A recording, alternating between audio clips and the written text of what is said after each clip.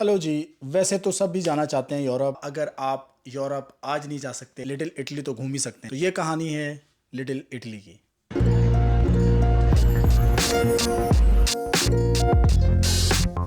नहीं, ये कहानी नहीं, ये एक एक्सपीरियंस है।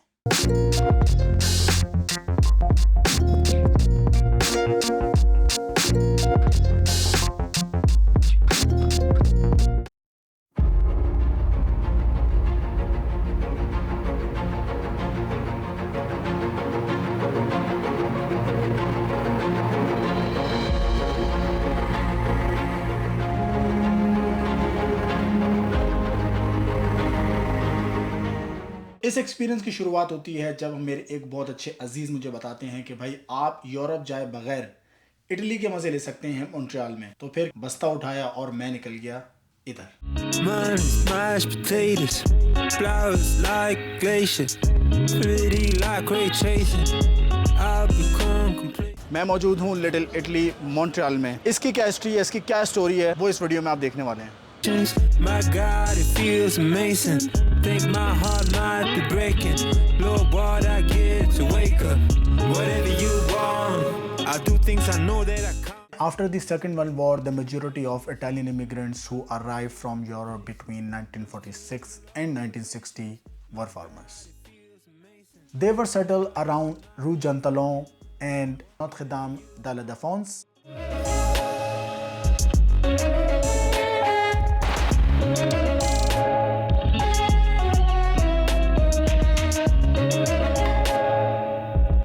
इस सब की शुरुआत होती है 20वीं सदी में, जब इटालियन इमिग्रेंट्स अपना वाइब्रेंट कल्चर लेकर यहाँ आबाद हुए। My name is Elliot Dean. I'm here today.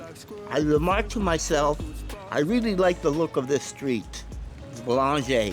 It's a nice residential street, and the buildings are not so new that they have a certain amount of charm to them, I would say. उसके बाद लोग आते रहे और कारवा बनता गया। आज ये इलाका एक बसलिंग कम्युनिटी सेंटर बन गया। कुछ ज़्यादा इंग्लिश हो गई, क्राउडेड एरिया बन गया। Feel like an acorn. I don't make no sense. My brain been tense since you left. Really turn the sword. Baby boo, I would do anything. Would you do anything? Baby boo, wish I knew just to cool. Needed to be worthy of. 'Cause I need to be yours, so I can really feel whole for the life of me. Can't slide in. Explore करते करते मैं पहुंच गया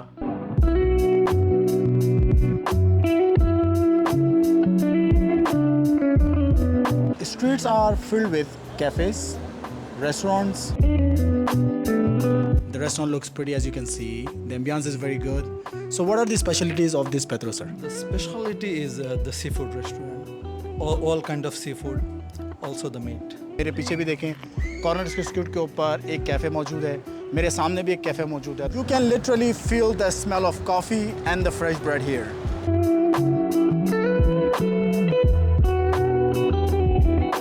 तो ये है मशहूर cafe Italia. इनकी जो है वो कॉफ़ी बहुत फेमस है। तो भाई अगर हम कैफ़े इटालिया आए हैं तो कॉफ़ी तो ट्राई करनी ही चाहिए।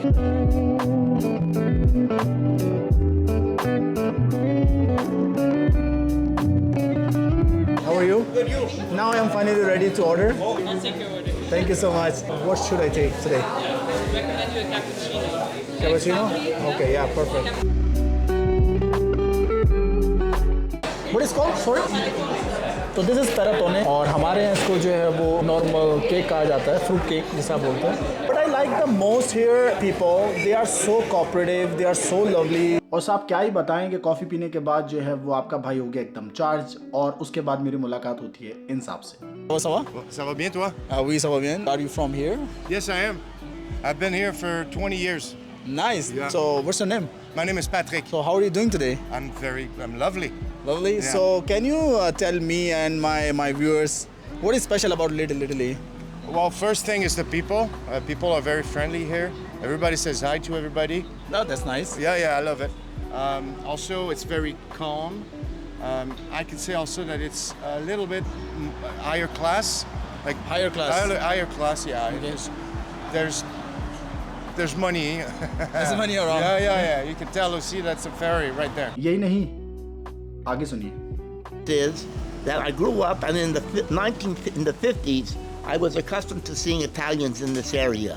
So I associated this as being an Italian area. There's also like a supermarket called Jean Talon Supermarket, and it's patronized quite a bit by Italians, and I think some of the merchants there are Italians as well. और बात सिर्फ यहीं ख़त्म नहीं होती, बात यहाँ से शुरू होती है। यानी कि कुछ फैसले जो वक्त पे किए गए हों वो बाद में फ़ायदा देते हैं। जनाब, मार्केट का फैसले से क्या ताल्लुक है? ताल्लुक है, मैं बताता हूँ आपको।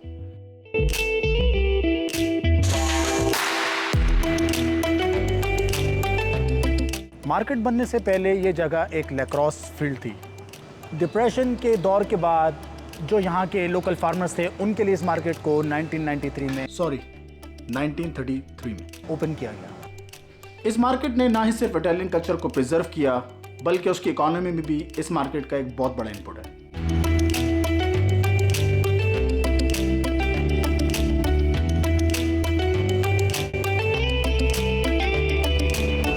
तो इस तरह बनी एक लैक्रोस फील्ड, एक मार्केट, और आज ये मार्केट इस एरिया की यानी कि लिटिल इटली की एक खास पहचान। बाकी की कहानी यहाँ। ये है मार्केट रू जंतलों। इसका नाम जंतलों फ्रांस के एक सबसे पहले इंटेंडेंट के नाम पे रखा गया। अब ये भी मैं बताऊं कि यार इंटेंडेंट किसको बोलते हैं, तो चलो ठीक है। इंटेंडेंट का मतलब होता है ऐसा शख्स जो जिम्मेदारियों में बहुत आगे हो। जैसे हमारे यहाँ इलाके का मेयर होता है, तो आप इसको इस तरीके से समझें कि इंटेंडेंट उसे कहते हैं जो मेयर होता है इलाके का। तो रू जंतलो साहब जो थे वो इस इलाके के एक किस्म के मेयर थे जिन्होंने अर्ली स्टेजेस में इस इलाके का बहुत साथ दिया, और उनके यादगार में जो है वो इस एरिया का, इस मार्केट का नाम रू जंतलो रखा गया। इसके साथ मार्केट बड़ी होती गई, बिल्डिंग्स बनती गई, और आज नॉर्थ अमेरिका में अमंग द बिग मार्केट्स रू जंतलो is one of the biggest food market. Is market so famous? Because it's one of the biggest markets in North America. C'est un grand lieu de rencontre, un lieu ouvert au public, avec une grande mixité culturelle. On va aussi bien trouver des plats et des produits de partout dans le monde. Et on est sur une plateforme d'échange culturel qui est intense, très immense.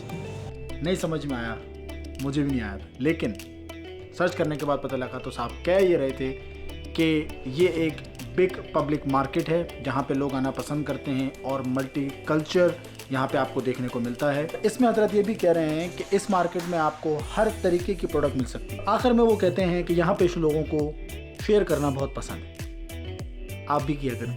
तो जैसा कि भाई आपने देखा कि रू जंतलो market जो है वो it is very huge and big. हर किस्म की चीज़ आपको यहाँ मिल सकती है।